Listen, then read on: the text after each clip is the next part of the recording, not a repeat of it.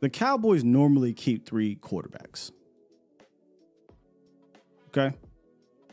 But the way they do it is not the way it's currently or potentially could be set up. Cooper Rush has been a Cowboys quarterback 2 for the last 3 seasons. But let's be real. It is all but written in stone that the Dallas front office will give Trey Lance every opportunity to show what he has, which kind of makes him the de facto quarterback 2. Here's what Stephen Jones said about Trey Lance. Was it like last week or something like that on 105 through the Fan? Quote, "He's done nothing but excite us more as he's worked here all of last season and in the offseason. In terms of his work ethic skill level, we're very pleased. He exhibits everything you think of about a top 5, 10 pick would exhibit. Trey exhibits similar type of work ethic to Dak Prescott. Obviously, Trey is a really good athlete, and the most important thing is his arm. He's got a live arm, very strong arm, and he continues to improve with his footwork and his accuracy." So high praise there for Stephen Jones. You really don't expect him to say anything other than that when it comes to a guy they just traded their fourth round pick for, and who was a former top 10 pick.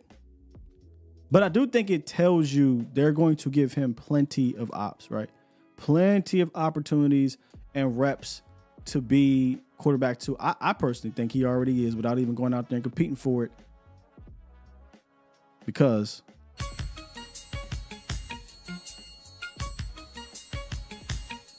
I'm just saying. And we had talked about this a while back. We're looking at potential cap casualties.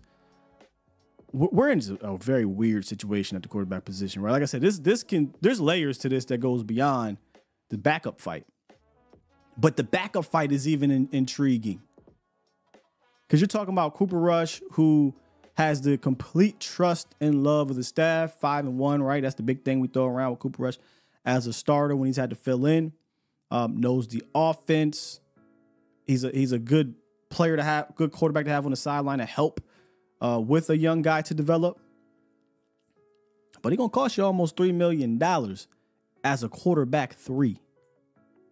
No third string quarterback last year counted for $2 million.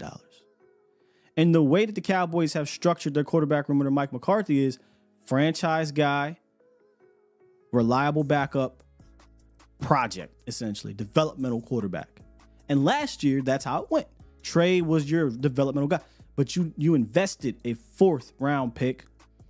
He needed a whole year to try to get things going, and now he has it, and he's a former top 10 pick. I find it really hard to believe Trey Lance is coming into training camp as quarterback 3. I find that hard to believe. $5.3 million quarterback 3 with the 4th round pick attached to it. Yeah, I don't believe that. So I think by politics, he's quarterback 2, and that makes Cooper Rush quarterback 3. But that's an expensive QB3, and I just don't know if they're going to do that. And if they do, I mean, would you consider it a waste of resources? Or would you say, well, the position is so important, you know, if you got a third string quarterback that's like a Cooper Rush, it's a good luxury to have. Or do you take the cap savings, but fridge is over, use that and get better elsewhere?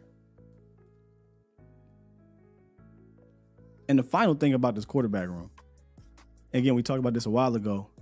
As it currently stands, I expect this to change.